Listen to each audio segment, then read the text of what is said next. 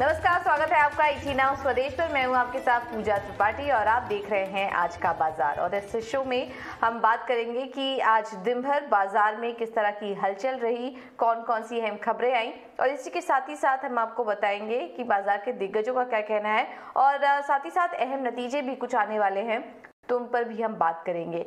लेकिन आज के मार्केट को अगर देखें तो दिन भर उतार चढ़ाव बना रहा, लेकिन चौथे दिन भी हमने देखा कि बाजार में तेजी बनी रही और पॉजिटिव क्लोजिंग ही रही। हालांकि निफ्टी आज 17,600 के पास का स्तर भी निफ्टी ने छुआ, लेकिन उसके बाद ऊपरी स्तरों से हल्की नीचे आए और जो कमजोरी दिखी वो आज आईटी, मेटल और सरकारी बैंकों से आज कमजोरी ज्यादा हावी होते हुए दिखाई दी।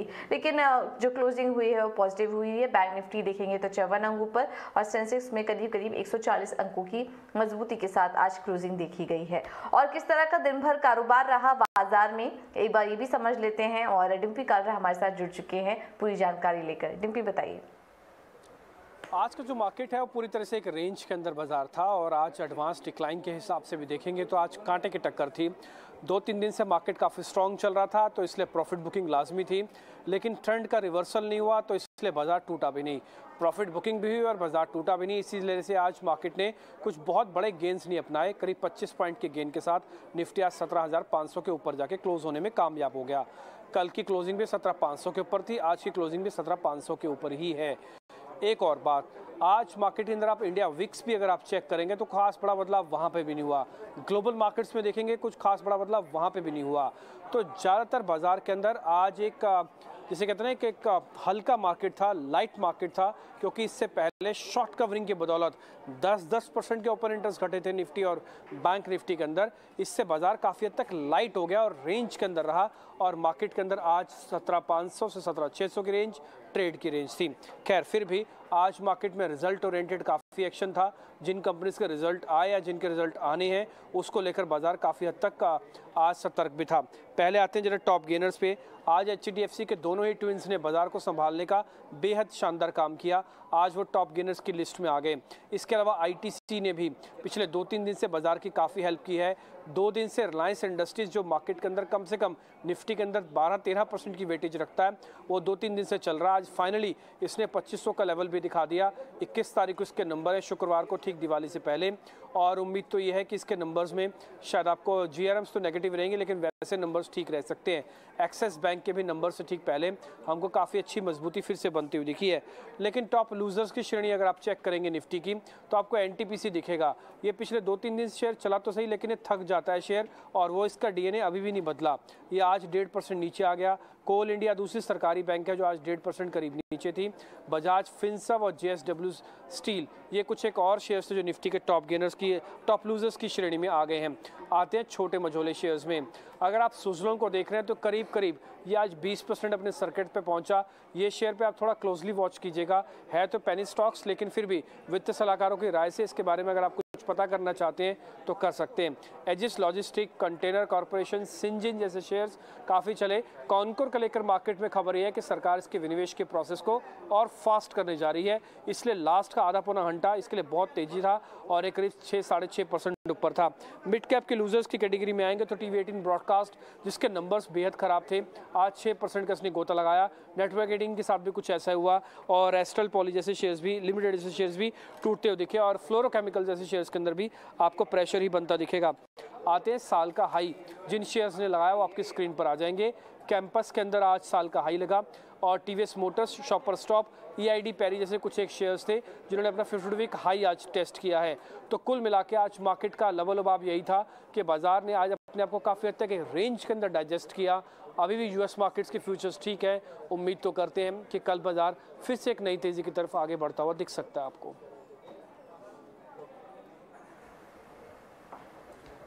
ऑल राइट, बहुत बहुत धन्यवाद डिम्पी आपका ये जानकारी देने के लिए। तो कल भी बाजार में ये तेजी जारी रह सकती है और कुछ स्टॉक स्पेसिफिक एक्शन आज जो दिन भर रहा वो भी हमने आपके सामने रखा।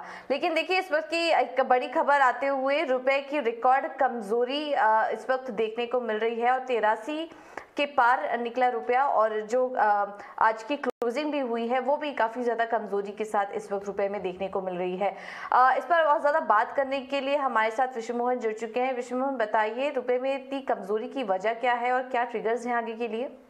देखिए, पहली बार रुपया डॉलर के मुकाबले 83 के पार निकला। इस साल की अगर बात करें तो 10% से ज़्यादा की गिरावट 2022 में अब तक रुपए में डॉलर के मुकाबले आ चुकी है। सबसे बड़ी वजह यही जानकार बता रहे हैं कि आरबीआई की तरफ से जिस तरह से संकेत सिग्नल दिए गए हैं कि आगे उन जो ब्याज दरों में बढ़ोतरी का सिलसिला है वो हो सकता है कि आगे की पॉलिसी में वो उनका रुख नरम हो, यही एक वजह है। दूसरी तरफ जो फेड की तरफ से जो ब्याज दरें बढ़ाई जा रही है वो आरबीआई से कहीं ज़्यादा है, तो यही एक वजह है। और फेड नवंबर की जो बैठक है वहाँ पर भी 0.75% ब्याज दरें बढ़ा सकता है। उसके बाद दिसंबर में भी ब्याज दरें वहाँ पर बढ़ोतरी होगी और उससे डॉलर इंडेक्स लगातार मजबूत हो रहा है। आज देखिए 112.5 के आसपास फिर से डॉलर इंडेक्स पहुँच चुका है। एफआईआईज की घरेलू इक्विटी मार्केट में बिकवाली लगातार हो ही रही, तो तमाम ऐसे फैक्टर्स हैं जो रुपए पर दबाव बना रहे हैं और पहली बार रुपया 83 के पार निकल गया है।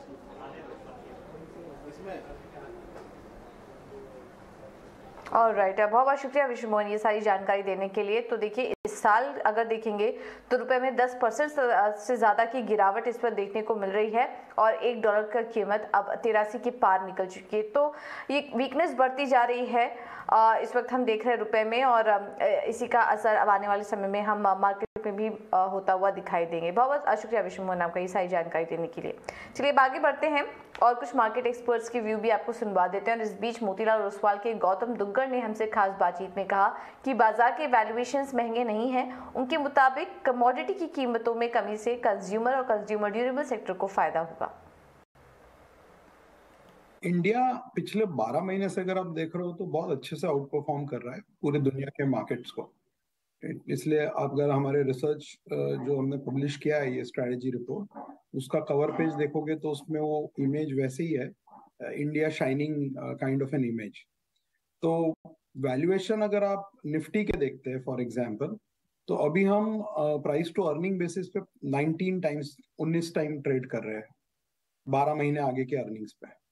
और हमारा जो लॉन्ग पीरियड एवरेज है पिछले 15 सालों का, उसका एवरेज भी 19 टाइम है।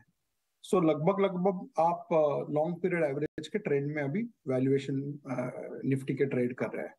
अगर आप मिड कैप देखते हैं तो मिड कैप थोड़ा सा एक्सपेंसिव है, वहां पे आपके वैल्यूएशन 24 टाइम है, जो कि 20% प्रीमियम हो गया निफ्टी के।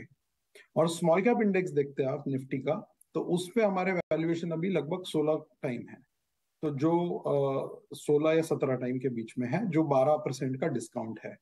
तो लार्ज कैप इनलाइन है लॉन्ग पीरियड एवरेज के, मिड कैप महंगा है 20% और स्मॉल कैप 12% सस्ता है निफ्टी के, जो कि होना भी चाहिए। अगर स्मॉल कैप का डिस्काउंट देखते हैं आप लॉन्ग पीरियड एवरेज से, तो एवरेज करीबन 25% डिस्काउंट पे वो ट्रेड करते हैं निफ्टी के। राइट नाउ वो 12% का डिस्काउंट है। हालांकि बाजार में हमने इतना आउट परफॉर्म किया है बाकी के मार्केट्स को, इसलिए अगर आप इमर्जिंग मार्केट्स के कंपैरिजन में इंडिया को देखते हैं अगेन प्राइस टू अर्निंग लेके, तो MSCI इंडिया का जो प्रीमियम है वो अभी ऑल टाइम हाई है, 140% पे ट्रेड कर रहा है। हमारा 10 साल का एवरेज MSCI इमर्जिंग मार्केट के अगेंस्ट 65% का प्रीमियम है, जो अभी 140% का प्रीमियम है। इसलिए नैरेटिव ऐसा बन रहा है कि इंडिया बहुत ज्यादा एक्सपेंसिव है। रिलेटिव बेसिस पे हाँ ज्यादा एक्सपेंसिव है, बट एब्सोल्यूट बेसिस पे इंडिया के खुद के कंपैरिजन के अगेंस्ट देखते हैं तो हमारे वैल्यूएशन एवरेजेस पे है। बिल्कुल। तो ये थे गौतम दुग्गड़ मार्केट में अपनी राय देते हुए। लेकिन चलिए अब आगे बढ़ते हैं और एक एक करके नतीजों पर भी फोकस करते हैं। और अल्ट्राटेक सीमेंट ने अपने दूसरी तिमाही के नतीजे घोषित कर दिए हैं। नतीजे काफ़ी कमज़ोर नज़र आए हैं। एक बार समझ लेते हैं कि नतीजों में क्या कुछ इंपॉर्टेंट था। मानसी हमारे साथ जुड़ चुकी हैं पूरी डिटेल्स लेकर। मानसी बताइए। अल्ट्राटेक सीमेंट के नतीजे अनुमान से भी कमज़ोर आते हुए दिखे हैं। सबसे बड़े वजह अनुमान से कमज़ोर नतीजों की एक्सपेंस में बढ़ोतरी, जो कि हमने बताया भी था कि इनकी कॉस्ट बढ़ रही है और डिमांड जो है वो कम हो रही है, जिसके चलते हमने देखा कमज़ोर नतीजे। हालांकि रेवेन्यू के फ्रंट पर उम्मीद ये थी कि बढ़त दिखेगी, जो कि दिखी भी। करीब 16% की बढ़त कंपनी की आय में नजर आई, लेकिन इसके अलावा मार्जिन्स के फ्रंट पर गिरावट हाथ लगी और मुनाफा जो है करीब 42% तक गिरता हुआ हमने देखा है। प्रॉफिट्स में गिरावट जो है हायर पावर और फ्यूल कॉस्ट की वजह से है, जिसके चलते एक डिमांड फैक्टर भी था, लोअर डिमांड था, जहां पर हमने देखा कि प्रॉफिट फिगर को ये भी एक डेंट देती हुई दिखी। साथ ही डोमेस्टिक सेल्स वॉल्यूम की अगर बात करें 10% की बढ़त यहां पर देखने को मिली है और कैपेसिटी यूटिलाइजेशन जो है 76% पर रही है। आरएमसी बिजनेस जो है उसमें वॉल्यूम ग्रोथ अराउंड 29% का देखने को मिला है ईयर ऑन ईयर बेसिस। लेकिन सबसे बड़ी वजह कमजोर नतीजों की है कॉस्ट प्रेशर, इनके खर्चों में बढ़त।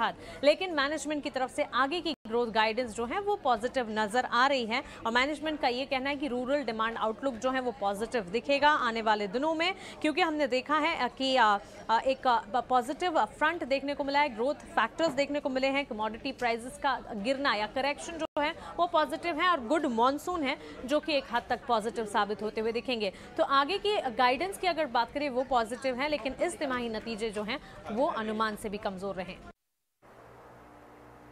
बिल्कुल, बहुत बहुत शुक्रिया मानसी आपका ये सारी जानकारी देने के लिए। तो ये थे अल्ट्राटेक सीमेंट के नतीजे, लेकिन इसके अलावा भी ढेर सारी अहम खबरें इस बीच निकल कर आई हैं और जल्द ही FD, PPF, post office deposit share और म्यूचुअल फंड जैसे आपके सभी निवेश के लिए एक ही डीमैट खाता होगा। इसको लेकर तैयारी भी अंतिम चरण पर है। सूत्रों के हवाले से हमें खबर मिल रही है। ज्यादा जानकारी के लिए चलते हैं अंकुर के पास। अंकुर बताइए। जी हाँ, वन डीमैट अकाउंट बहुत ही जल्द एक रियलिटी में बदल सकता है। हमें जो जानकारी मिली है उसके मुताबिक सीडीएसएल, एनएसडीएल इसके इंफ्रास्ट्रक्चर पर काम कर रहे हैं और जो एडवांस लेवल डिस्कशंस हैं वो भी डिपॉजिटरीज के एक्सचेंजेस और डिफरेंट रेगुलेटर्स के साथ हुए हैं।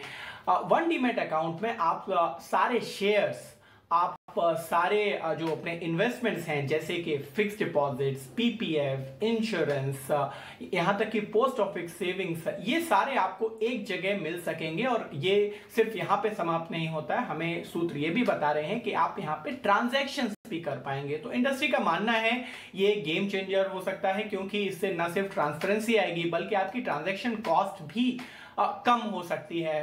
कस्टमर्स के लिए भी एक बड़ा फायदा हो सकता है, क्योंकि आपको अलग अलग जगह अलग अलग केवाईसी नहीं करनी पड़ेगी, सिर्फ एक केवाईसी से काम चल जाएगा। जो वन डीमैट अकाउंट का जो आइडिया था वो सबसे पहले 2014 के इंटरिम बजट में पेश किया गया था और उसके बाद से एफएसडीसी की सब कमेटी और साथ में बाकी इंडस्ट्री पार्टिसिपेंट्स हैं वो इस पर काम कर रहे हैं। बट अब हमें जो सूत्र बता रहे हैं उसके मुताबिक जिस तरीके से अकाउंट एग्रीगेटर ने काम किया है बैंकों के लिए, उसी तरीके से वन डीमैट अकाउंट इंडस्ट्री के लिए गेम चेंजर हो सकता है।